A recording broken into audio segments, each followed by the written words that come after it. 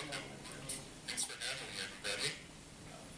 I'm really excited to talk to you guys. I think today I'm really supposed to talk about my company and our upcoming app that brings live-action movies to a mobile experience. I'm really excited to tell you all about that and what the story is all about. And I first want to share with you how I got there.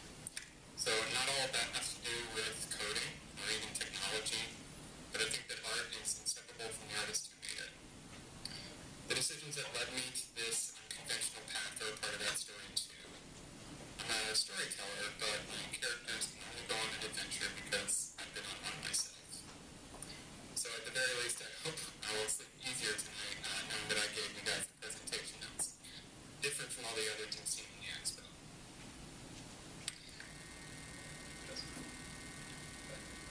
Alright, so ever since I was a kid, I've been making movies. My older sister was a teenage indie filmmaker, and I was her 10-year-old EA. I wrapped extension cords up, I carried things to and from the car, I helped feed everyone, and I helped them from getting heat stroke on hot outdoor shoot days. I was always the youngest person on set, so I always had all these amazing people to look up to. No one I knew that in my grade was doing anything like this, and through the early years I got to meet incredible actors and work with a really scrappy and determined crew. I thought these people were amazing, and I realized they were doing something completely different from what school said we should or could be doing. Maybe I had some really narrow-minded teachers in middle school, or maybe they just didn't know what to do with me. But being on set was so different and such a departure from everything else. I realized at some point that you get to define the parameters of your life. Maybe you don't have a lot of control over things like what parents you come from, but you can look at yourself and where you are, and you can decide, okay, I know this factor, and what is possible for someone in that position to achieve in one lifetime. Then you can say, what is the coolest, most awesome job I can think of? What would I really love doing every day? And what would it take to get me there from here? So I remember sitting in the study lounge in my college dorm building. It was late in my junior year. I locked myself into the study hall alone. I'd been a double major, psychology and English, and I had plans to spend my last semester at an outdoor leadership school. I sat there with a bunch of crazy school forms laid out on the table, and I realized I couldn't fit it in over 4 years. So that was it. That was the time. I took stock of what was possible. And I asked myself what the many things I was passionate about, what were the loves in my life, and I thought about what really had a future for me. I knew I could do well in psychology research, or I could dive headlong into writing, which honestly I wasn't sure I was quite good enough at to do it alone. And then there was filmmaking. If you're like some members of my family at the time, you're thinking, this guy is crazy. Movies? That can't work. How do you even start doing something like that? The short answer for a lot of filmmakers is to move to LA, start at the bottom, and hustle. Maybe you'll get noticed, maybe. But I hated LA. And even 10 years ago, when I decided to be a movie maker, most people didn't think you could do it anywhere else. But I just knew. I felt with such certainty that I needed to direct movies, and that I wasn't going to get my start in Los Angeles. I felt certain that I could do it. I felt certain that I had to do it. That it was an imperative, that once I said it out loud, locked in that study hall, that no other path had truly made sense for me. I think that's important for anyone who wants to do something big and something challenging with their life. The leaders of successful startups, the people who end up becoming movie stars or get elected or get promoted to the top, they seem to share this feeling of absolute certainty. Sometimes it takes decades to feel that way, but the feeling is important. It's almost like you have to believe you can do it in order to be that capable. It feeds a drive, a passion for the work that makes the career sort of a part of who you are. It turns work from a dirty word into a magic spell. It sort of puts a bounce in your step and a gleam in your eye. It makes you willing to make sacrifices. It makes every little step that much easier to take and that much harder to procrastinate. For me, it made everything else in life easier too, including doing all of the other things. Everything I can learn at school, at the library, or online, every change in my habits at home, It helps turn me into the person I need to be. The message there is that if I had only ever paid attention in my video production class in high school, I wouldn't be a very good filmmaker. It really was all of my education together that gave me what I needed to do well. I'm still leaning on that knowledge today, and I'm still developing it. And everything I can do to get smarter, it helps me go further with my life and with my career. So filmmaking is already a highly technically oriented field. I'm an independent filmmaker, and beyond meaning I don't have a lot of money for crew and special effects, it means I need to be a director, producer, cameraman, and probably 20 other jobs on and off set. And involved in all that is a huge amount of learning about all kinds of sciences, and the technology we use is based on that. I need to know a crazy amount of physics. Obviously, understanding the physics of light is really important for working with the camera. There's audio recording too, how to set up microphones and record a really captivating scene. And then there's the psychology of all of that. What kind of reality am I creating for the viewer? What effects do my choices of lens and exposure, audio mix, color correction, what do those do to the emotional state of the person who's watching? When I started out, these were some of the things I knew I needed to master to do well. But the filmmaking world is shifting. It's been shifting forever, really. Technology has advanced so rapidly that changes in central paradigms are still commonplace.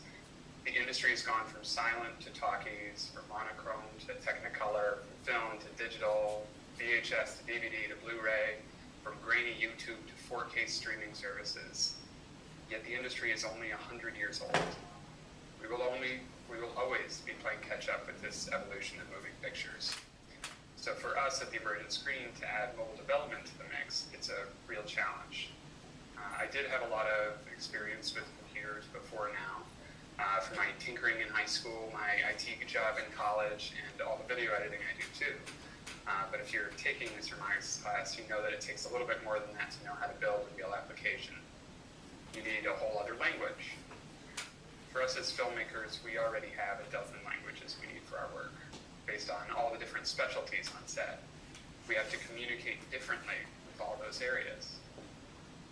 I'll speak differently to an actor than I will to an audio tech. I'll use more techie jargon with the camera guy than I will with the nice folks who own that restaurant that I want to shoot my scene in. So for us, we have to find a way for a programmer to fit in as a member of the crew. For us as artists, that means that we need to design the whole app, the whole user experience skeleton, like a giant flow chart, but without a line of code. We have to know exactly what we need to ask for. So I think it's important that technically minded people, like the people who are probably in attendance today, remember that your work is as much an art form as it is mechanical. The operators and functions in code may reliably always do the same thing, but they're only tools in your kit, parts of your knowledge. They can only get you so far by themselves. It's quickly going to become important to you to work on the art side of things. How do you communicate with the person who needs the program you're coding? How do you make sure that collaboration is exciting? How can you ensure it feels easy and fun, but results in a really awesome application that does exactly what it needed to do, even if they didn't know exactly what they really wanted? App design and coding goes beyond little conveniences. The way software is made has already changed the world many times over. If that communication isn't there between coder and user, between the person hiring and the programmer, then we can't really approach revolutionary. So a piece of advice I got early on making movies when I wasn't sure if I wanted to do writing or directing or what, was to go out and have life experiences. Go become a more well-rounded person. Listen to stories, learn about how different people see the world, see what effect their background has on their family and their career. Go travel, go local, go out of state, go international. Go out in nature, listen to it. The advice taught me that if I wanted to be a director or writer, I had to have something to say, my own perspective to share. That point of view had to be distinct, had to be clear enough to stand out to make it worth it for people to watch my movies one day. This can really mean anything, and you don't have to spend a lot of money to do it. If you can afford to go to Europe or Asia, man, go do that. That's awesome. But if you can't, there are so many experiences that are cheap and are still pretty safe, and they can be right in your hometown. I think people should start with a sense of adventure. There are negative consequences to a lot of choices, and you should definitely consider those, but that doesn't mean you should live a life without risks. Start with small risks that take you out of your routine. Walk a different way home from school. Go sit by the water by yourself with your phone put away, just listening to the world and watching it go by. Learn to cook something new. Sit with someone new at lunch. If you can adopt this as a new practice, if you can make a habit out of trying new things, you can keep growing. Your comfort zone will expand, and suddenly you'll realize that there are many things in life that feel possible that just didn't feel that way before. That was really critical advice for me as a filmmaker. We literally tell stories. It's important to know a few, but I think it's important for anyone. There are a few jobs in the world that don't benefit from a larger breadth of experience in the person who's working it. It makes you more empathetic. It makes you less likely to jump to conclusions when you don't have all the information. It helps you make better decisions. The quality of your friendships improves. You can work hard and go from being a dependent person to an independent person, and eventually to an interdependent part of something bigger than yourself. But that first step is to open yourself up to new experiences. One of the best choices I ever made was to get involved in improvisation. I was a big fan of shows like Whose Line Is It Anyways, and this led me to start an improv group in high school. We weren't that big of an organization or anything, but it got me on stage as the MC and as a performer, and we played improv games. I'd already been on stage as an actor, but this was new. It was like something outside my comfort zone. I had to throw myself headlong into it, and I had to sort of lose my self-consciousness. I honestly couldn't tell you what happened in some of our best shows, but I know that I felt really alive doing it. It was a whole new corner of the universe. I had just opened a door, and there was this whole new thing on the other side of it. I kept doing improv in college. Started another group called Agents of the Improv, which was open to everyone and a lot of fun. We quickly grew to become the largest collegiate improv club in the country. We had an average of 60 people at every weekly meeting. It was great. We'd sit in a giant U of chairs in this big activities room, and we'd just play. It was late at night on a Thursday. The group's mission was to be a sort of gym for improv. We did all kinds of improv, short-form games, long-form weirdo drama, and long-form styles like this crazy thing that's called Carrol. And the open quality of the group was different from other improv teams on campus and around the country. We didn't audition people at the beginning. We weren't trying to make the most hilarious one small team. We wanted to expand people's experience. Eventually, we started to get a lot into the theory, the techniques that big-time improv groups like Second City and Upright Citizens Brigade were putting into guidebooks and improv class textbooks, but that was tricky. We had some folks in the group who wanted to pick one school, focus on it, so that we wouldn't confuse anyone with conflicting advice. If you want to get famous with Upright Citizens Brigade in New York, they argue, why would you waste your time playing short-form games invented decades ago by Second City founders in Chicago? Now that year, I was the elected MC of that group, sort of the president or leader of the club. I really pushed back against that idea. I knew all of this theory and all these books. It had a lot to offer the people in the group, and only a small number of them really wanted to pursue improv after college. Honestly, for some of those people, sticking to one set of rules or guidelines would have been the best choice. But for everybody else, the feelings you felt when you were given that wider experience, this meant everything to them. We just saw so many different sides of ourselves. It gave people in the group this tremendous new sense of courage. They could walk out in the center of the room, not allowed to plan anything, and suddenly it was this pure you, this stripped bare personality on stage. You could come alive in that moment and let go of your fear, and the room would support you. Every single one of those improv schools teaches some variation on this one central, essential, and yet really simple phrase, yes and. It basically means that when someone offers something to you, the first line in an improv scene, an invitation to go on a walk or to volunteer for a cool project, a chance to learn something new, that you should put yourself in a more accepting state of mind. I'm not the first person to think that this sole improv commandment is a big deal. People make t-shirts. But I also think it's important to carry some of that into your real life.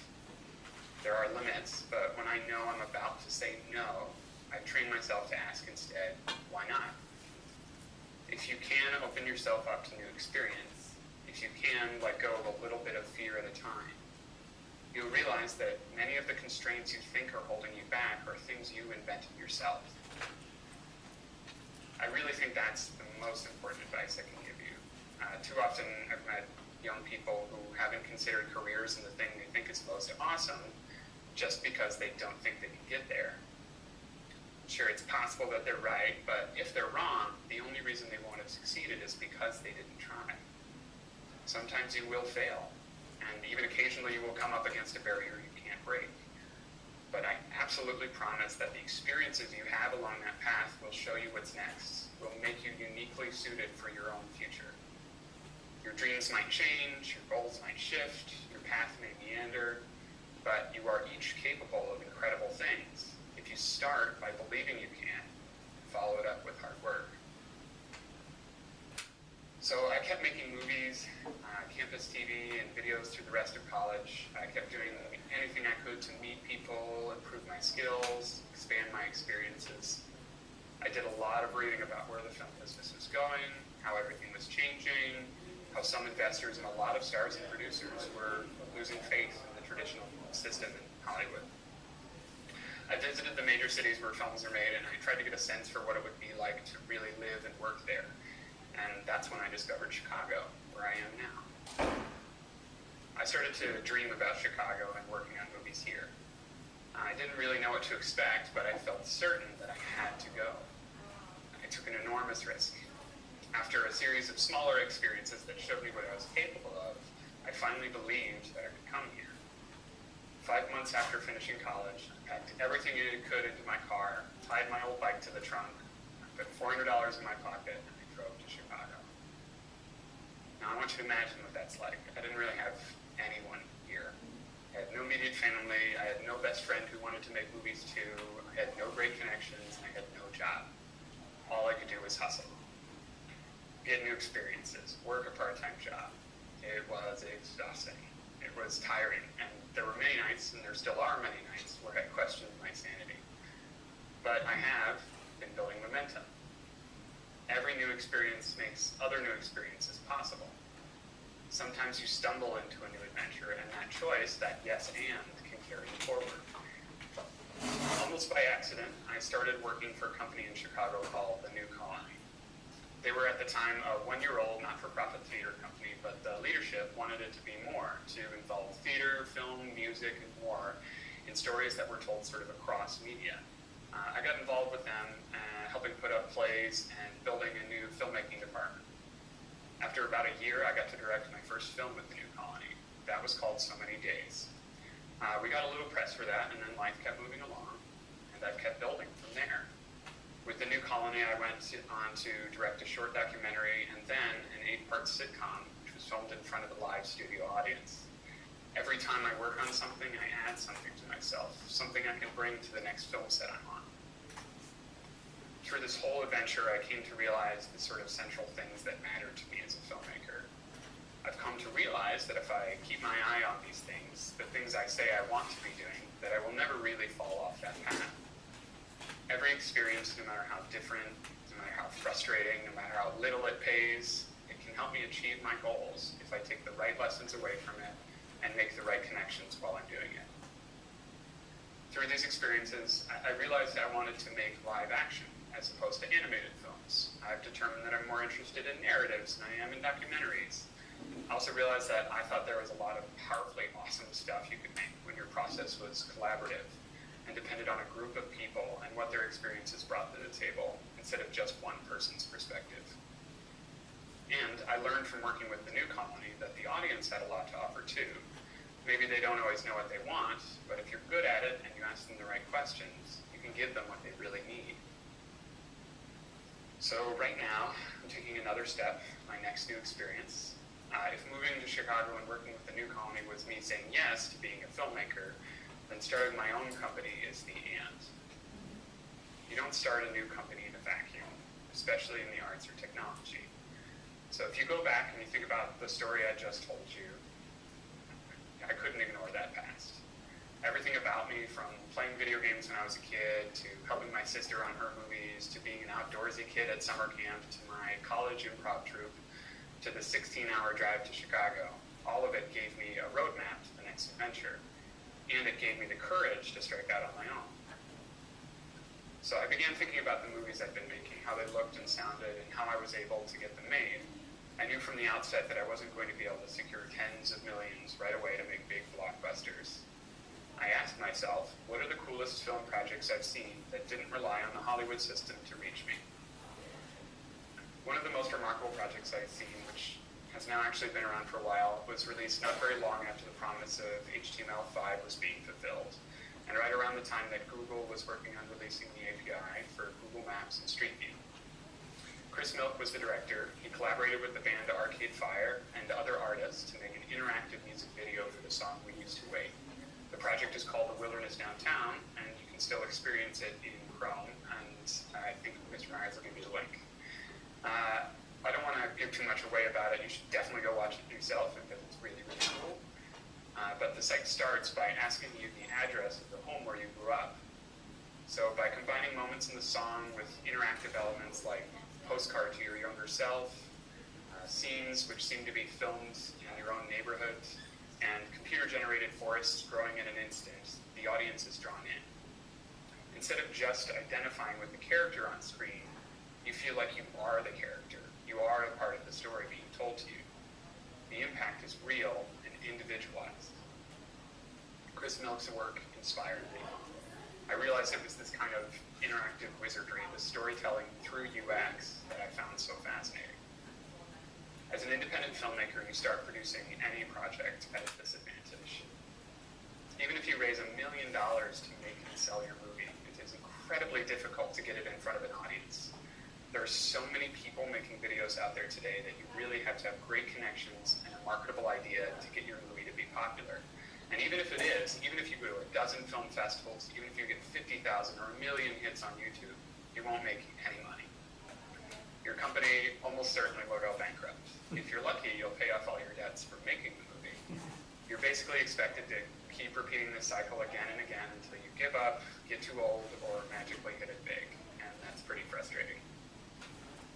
So I wanted to produce something that actually stood a chance of surviving the market. Something that wouldn't depend solely on the audience for money, that wouldn't aim to just break even, a company that was made to keep making. I didn't want to just imitate what Hollywood was doing. So I considered these interactive films, the movies I'd made already, my background, and saw that the mobile development world, which is still growing and changing, and still has space for new players, might be the place to try to distribute my work. We have easier access to the distributors than those in the film world because we can just submit directly to Apple or Google or Microsoft. We can produce anywhere we want to, at any scale, and set a price for the story that makes sense. The decision to get into this kind of project is really more complicated than that. There was a lot of talking with my business partners, pitching the idea to friends in the industry that has gone into refining the idea. I think we've still barely tapped the potential for this kind of storytelling, but our company, the Emergent Screen, set out to do that exploring. I'll be the first to point out that we're still very much at the beginning of the process. It takes a lot of time to really work out your idea when you start a new company. We could go down 100 different paths, but figuring out the one thing we are going to be really great at, and which actually stands to have an impact on the market, is so critical to our long-term success that we can't be a company that does everything. When we feel stuck, like we don't know which path to take, we use that time to talk more, to ask around, to get input on our progress so far. We use every experience as a building block, as an insight on what the best path is for us. And like at so many turning points before, we're looking at the thing we really want to make and figuring out how we can take small steps towards that goal every day. The target might move, the rules might change, but we are taking action. So as of today, we aim to make a live-action, interactive narrative video project that the audience experiences through a mobile application. The story we're telling is tentatively titled Family Treasure and follows a young man and two of his friends as he uncovers a mystery about his family and where he comes from. The app for the project is a form of GPS location-based storytelling, where our audience will actually go to points in the real world to uncover pieces of the story. Our hope is that by mapping the character's journey to your area, that you can have an adventure parallel to the one of the story and have a closer connection that way. So we have 3 filmmakers on our team right now and not 1 coder. That's a particularly tough place to be in when you have a developed idea for an app and no real capital to hire someone. It's hard to convince someone who is experiencing in publishing apps to work essentially for free when they don't have any ownership over the idea. So most of my efforts personally right now are focused on finding that 4th person who will either stay with a short while or forever. Either way, we're probably going to need to share some ownership of our company with them as a way of compensating them for their work. So if we succeed in part on their skills as a coder, it will be important that they get to benefit from that success down the road, even if they don't stay with the company as a coder forever. So that's our next small step, the next small progress we need to make to achieve our goals. We are looking ahead to, and dreaming big, a really major technological improvement I want to make to Zap one day would be to add elements of augmented reality. At first, we'd achieve this through the camera on your smartphone, hopefully sort of putting characters and scenes into your world. But technologies like Microsoft's HoloLens or other advisors like that could help make that experience more immersive and could help you share that experience with others. So I hope that my story helps you get a sense for what it takes. Like I said before, I really believe all of you can achieve great things if you believe you can and work hard to get there. I encourage you to try to take those small steps to open up new experiences that are big and small, and you might be surprised by what you can do.